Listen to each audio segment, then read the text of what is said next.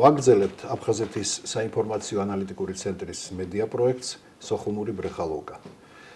დღეს ჩვენთან გადაცემაში სტუმრად იმყოფება სოხუმელი მხატვარი, მონუმენტალისტი, პოლიტიკოსი, არაჩვეულებრივი პიროვნება ბატონი ნუგზარ მგალობლიშვილი. მოგესალმებით ბატონო ნუგზარ. კეთილი იყოს თქვენი მობრძანება ჩვენს ვირტუალურ დროებით ვირტუალურად ესე დავარქვათ სოხუმურ ბრეხალოვკაში. როგორ გახსენდებათ სოხუმი და ძირითადად სოხუმური ბრეხალოვკა? იქნებ ერთი-ორი სიტყვით გავიხსენოთ და მაყურებელს შევუქმნათ ესეთი შთაბეჭდილება, რომ სიამოვნება მოგვაროს თქვენმა მოსმენამ. ისე ჩემ თავს ვთვლი ბედნიერად, რომ ვარ სოხუმელი. არა მხოლოდ ბრეხალოვკა, სოხუმში ბევრი ისეთი ადგილი იყო, სადაც ადამიანი კაცად, პიროვნებად ყალიბდებოდა. აი ბრეხალოვკას რატო ეძახიან? იმიტომ რომ იქ გროვდებოდნენ სოხუმელები. ყავას ვამდნენ, რასაკვირველია, შეიძლება სხვა რამესაც აყოლებდნენ. მაგრამ აი იქ საუბრები იყო ღირსებაზე, კაცობაზე. იქ აი ადამიანი იხვეწებოდა ადამიანური თვისებებით.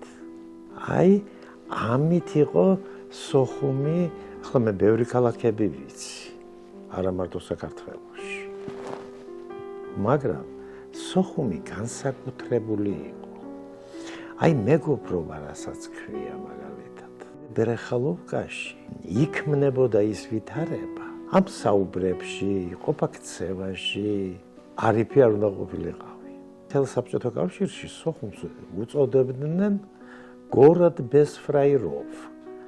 ანუ ქალაქი არიფების გარეშე და ეხლა მე ვარ არიფი ქალაქის გარეშე. დროებით იმედია. არა, რასაკვირველია, იმიტომ რომ მარაზმი, მარადიული არ არსებობს. ეჭვარ მეპარება ამაში, რომ დადგება. მე დღესაც მაქვს ურთიერთობა აფხაზებთან, ჩემ კოლეგებთან. ბევრი სხვადასხვა ქვეყნებში ცხოვრობს, არ დარჩნენ აფხაზეთში. განერიდა ბევრი. განერიდა, აბარა, იმიტომ რომ ხედავდნენ, რომ ეს საშინელება მოხდა აფხაზეთში. ხო, აქედან გამომდინარე ის კი არა, აი ალბომებს რო ვაკეთებდი მხატვრებზე.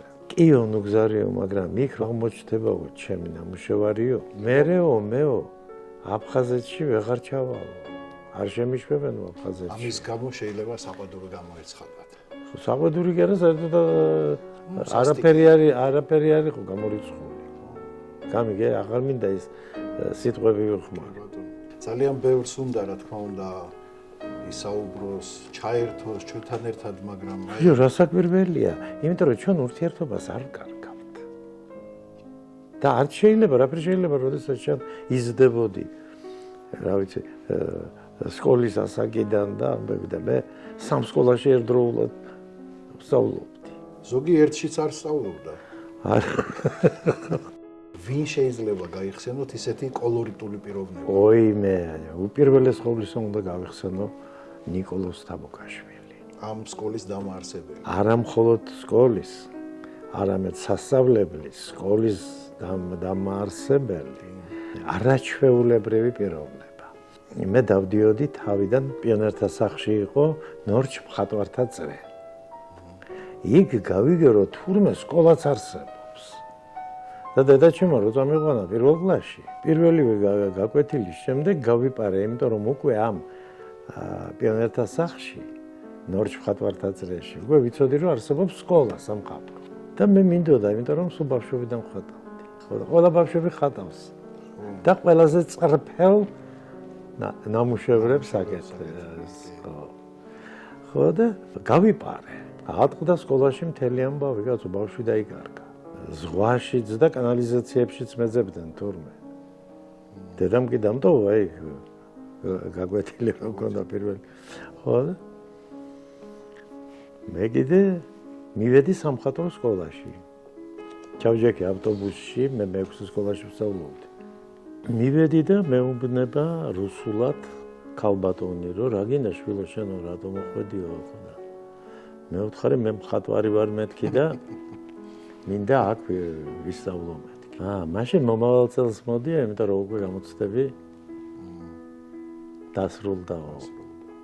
რა ვიცოდი ახლა ამდენი პირველ დღეზე მომავალ. და ავტირდი. მოდის კაცი, რომელმაც მითხრა, რა არის აქ ნესტს რომ აყენებო. შევხედე ასე ამ კაცს. რა და დეიდამ მითხრა რომ შენო გამოცდები მომავალ წელს უნდა ჩააბარო და მე მხატვარი ვარ მეთქი. ამას ვეუბნები. ხო, ამ კაცს არ ვიცი ვინ არის. ხო და რო უთხარი მხატვარი ვარ მეთქი. და მინდა აქ ვისწავლო მეთქი. აბა მოდი აგეროშვილო შემიყვანა აუდიტორიაში. და მითხრა, აი დახატეო აბა ესო. ნახოთ ერთი რა მხატვარი ყავ. და მომცა ყველაფერი ამისთვის რომ ეს დამეხატა და დავხატე. რა დახატე? ნატურმორტი. ხო, დავხატე ეს ნატურმორტი და ოჯახშენო და მიმიყო მეორე კლასში. ესე იგი პირველ კლასში აღარ მისწავლია. მეორე კლასში დამსვა. და მე გავიგე რომ ეს ყოფილა დირექტორი ნიკოლოზ თაბუკაშვილი. არაჩვეულებრივი პიროვნება ადამიანი. ღირსეული პიროვნება. როგორი კარგი შეხვედრა შედგა ეს. ხო, აბა. პირდაპირ ამ ადამიანთან. ხედავ როგორ გამოცდა ჩამაბარებია იმით, რომ დამახატია შემიყვანა აუდიტორიაში და დამახატინა ნატურმორტი. პირდაპირ გამოცდა ჩაგიტარათ, რომ ჩაო, გამოცდა ჩამიტარა. და თურმე მეორე კლასელი ყოფილა უკვე, მაგრამ პიონერთა სახლში ხო დავდიოდი ნორჩ მხატვართა წრეში. რაღაცა. ხო, რაღაცები უკვე ვიცოდი. და სკოლა გავლილი ქონდა. იქაც შესანიშნავი მხატვარი და ძალიან კარგი პიროვნება იყო ზედგენიცე. ვასწავლიდა ხატვას. სცენოგრაფიაში როგორ შემოხვედით?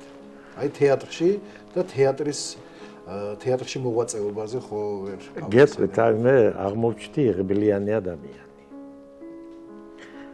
ჩემი მასწავლებელი უმაღლესში იყო ნიკოლოზ თაბუკაშვილი კი არა. მაგრამ ისიც ნიკოლოზი იყო. დიდი თეატრის თავარი მხატვარი გვასწავლიდა ფერწერას. ნიკოლაი ნიკოლაევიჩ ზალატარიოვ. უდიდესი მხატვარი და ძალიან ცნობილი მთელს არა მხოლოდ საბჭოთა კავშირში. უნიჭიერესი კაცი და არაჩვეულებრივი პიროვნება. არც ერთი სპექტაკლი ჩვენს კურსს არ გაუცდენია. ყველა დავდიოდით თეატრში, მას მოჰქონდა მოსაწვევები.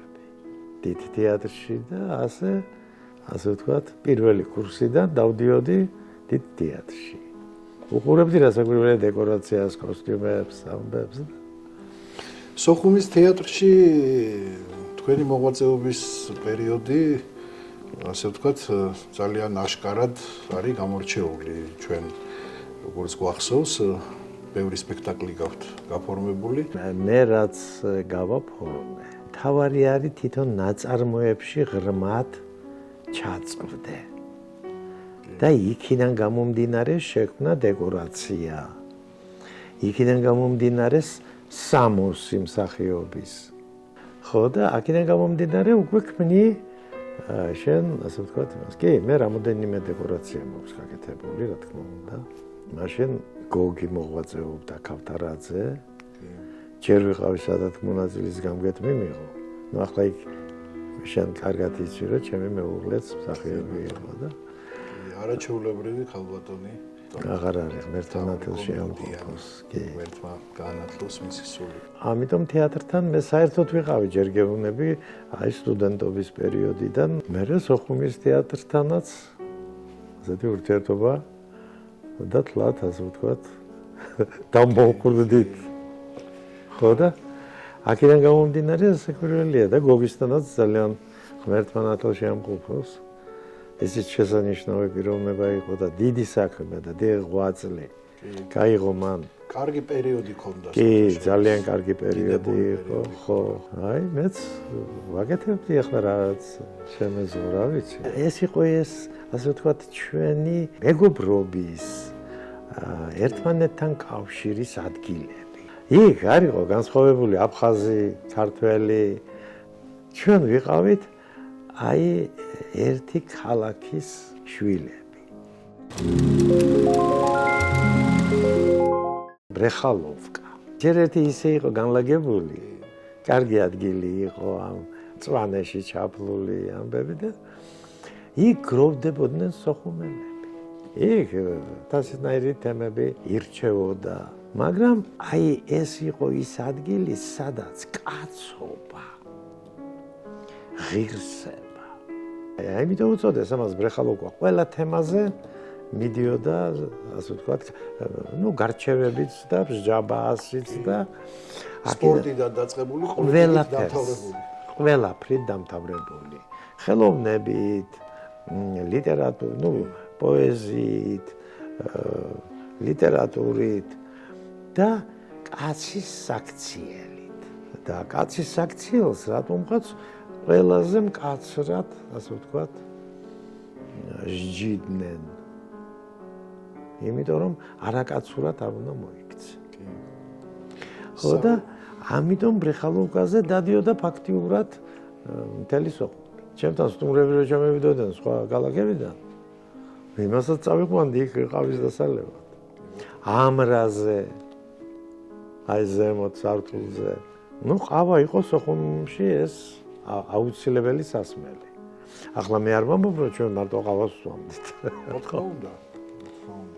იქ სხვა სასმელებიც რა საკვირველია, რა ძალიან მოხდებოდა ზღვის ხევზს. კი და სადღეგრძელოს.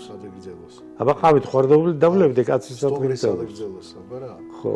ზღვა ბევრ ამას განაპირობებდა აფხაზეთში ალბათ, ამ ქალაქში. ბიჭო, როგორ არა კაცო, აბა რა.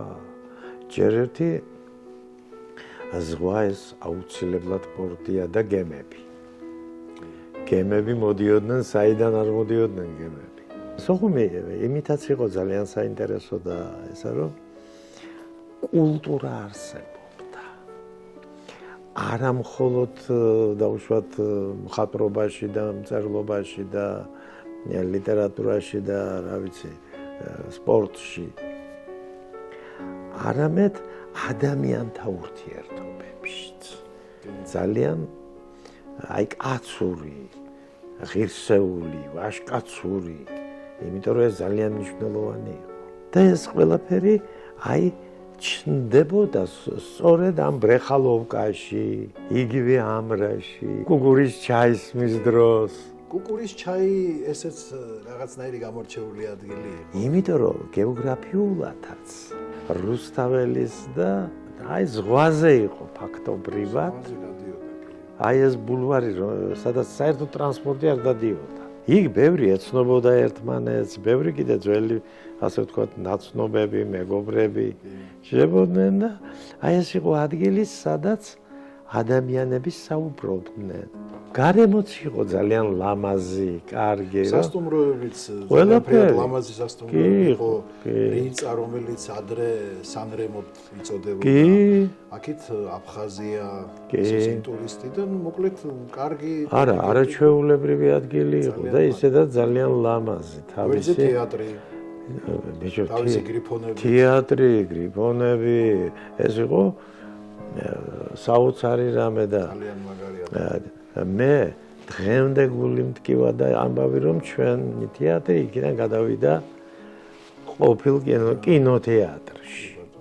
ძალიან სამწუხარო. ხო, ეს ძალიან სამწუხაროა, იმიტომ რომ ჯერ ერთი არქიტექტორები იყვნენ ქართველები, ვინც ააგო ეს შენობა. გარდა ამისა, ქართველი საზოგადოებები, მოღვაწეების ბიუსტებია კი, ჩალაგებული. აი პირდაპირ დალაგებული ამ თეატრის ფასადზე. აი არაჩვეულებრივი იყო ყველანაირად, როგორც არქიტექტურულად, ისე ბუნებრივი სილამაზითაც. და სწორედ ეს ბრეხალოვკაც განლაგებული იყო იქვე.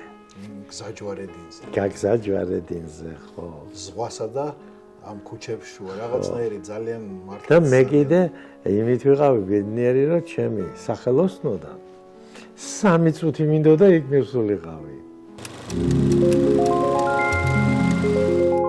სხვადასხვა ამ ბრეხალოვკაზე ეხლა რა თქმა უნდა მეც ძალიან კარგად მახსოვს იყო ერთგვარი რაღაც საინფორმაციო ცენტრივით იყო რაღაც. კი, როგორ არა, ძალიან რა ხდებოდა? გებულობდნენ ხოლმე. კი, ნამდვილად ასე იყო. აი რა ხდებოდა საერთოდ სამყაროში? იქ ყველაფერს გაიგებდი და იქ მოდიოდნენ ხალხი და წიგნიერი ხალხი და ადამიანები, რომლებიც დაინტერესებული იყო როგორც პოლიტიკით და ისე იქ იმდენ რამეს გაიგებდი ცხოვრების სხვადასხვა სფეროში. გარდა სპორტისა? კი.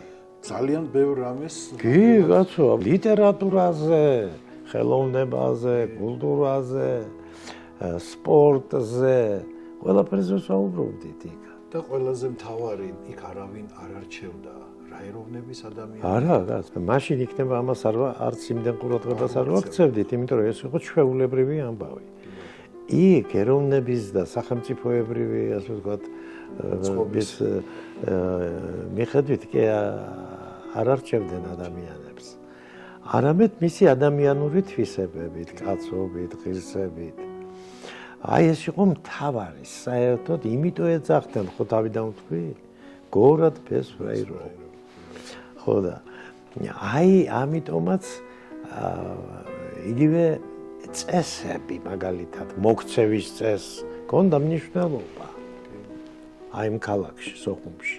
აი ეს იყო სოხუმში, ჩვეულებრივი ამბავი. თქვენ ძალიან ბევრი მეგობარი გყავთ და მაშინაც გეყოლებოდათ რასაკვირველია. აფხაზია, ბრა. ბერძენიეროვნების რუსი. 11 აფხაზი მყავს მარტო მონათლული. მე. რას ლაპარაკობთ? კი. ჩვენ ძალიან ახლო ურთიერთობები გქონდა. ჩემთან სახლშიც აფხაზები ცხოვრობდნენ, აი მაგალითად კაკალიების ოჯახი. აფხაზები იყვნენ. ტუჟბა იყო, მე უყურე. და სხვადასხვა ამ ქალბატონმა ჩემი ნამუშევარი, თეატრის დეკორაციის ესკიზი, მოხუცი მსახიობი ქალი დოსტოევსკის ცოლის როლზე. ის ჩემი გაფორმებული იყო. ქართულ თეატრში. ქართულ თეატრში, ხო.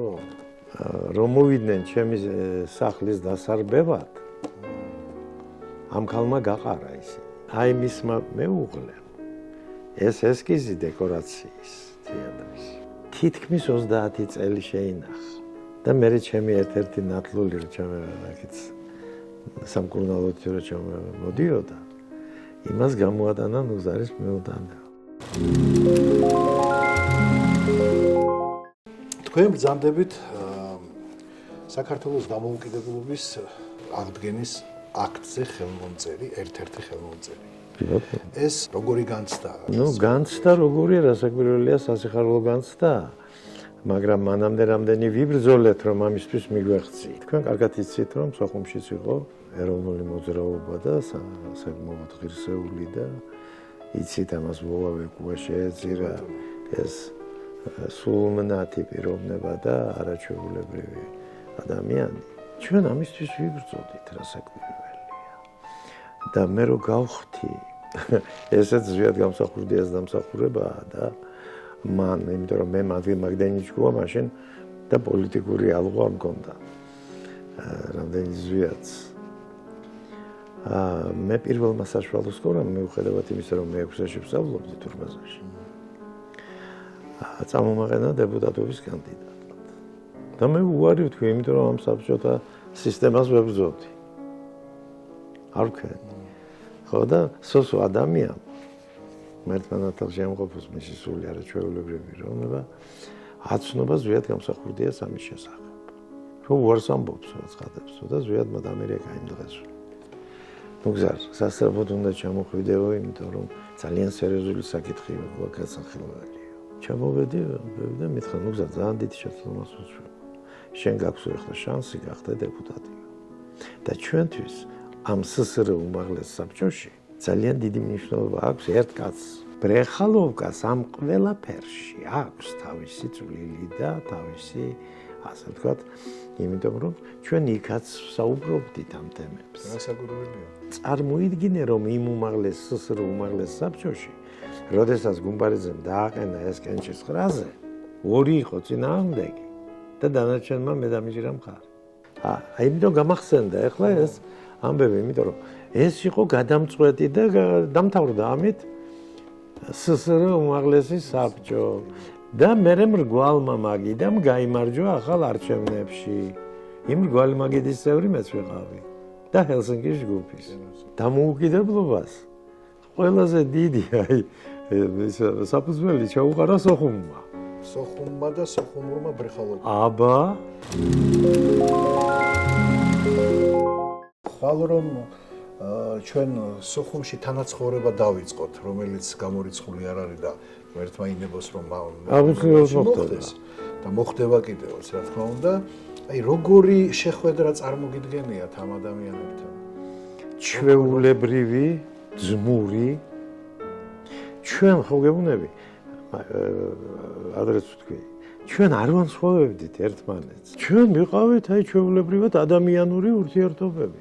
ერთიან სახელმწიფოში, საქართველოში. დღეს ხომ ეს ყველაფერი გაქრა, აღარ არსებობს. მირეკავენ მე აფხაზეთიდან, სოხუმიდან, აფხაზები. დღესაც საუბრობ, მეგობრობ, ზოგიერთი ჩამოდის კიდევაც აქ, დებით, სუფრას შლით. ძველ სოხუმს. ყველაფერს, ბიჭო, როგორ არ ვიხსენებთ? აი ეს გვაკავშირებს ჩვენ. ნოსტალგია აქვს მაინც. რასაკვირველია, გვაკავშირებს. კი. და ისინიც თვლიან, რომ ძალიან ბევრი სხვათაშორის. ეს ძალიან დიდი უბედურება მოხდა, რაც ძალიან ცუდი საქმე. კი, მაგრამ ხო იცით, რომ აფხაზეთს აფხაზები არ მართავენ. აი სამწუხაროდ ეგ არის ფაქტი. მაგრამ აუცილებლად დადგება, მე მოვესწრები თუ არ მოვესწრები. ის მაინც დადგება ის დრო, როდესაც საქართველო გამკლიანდება.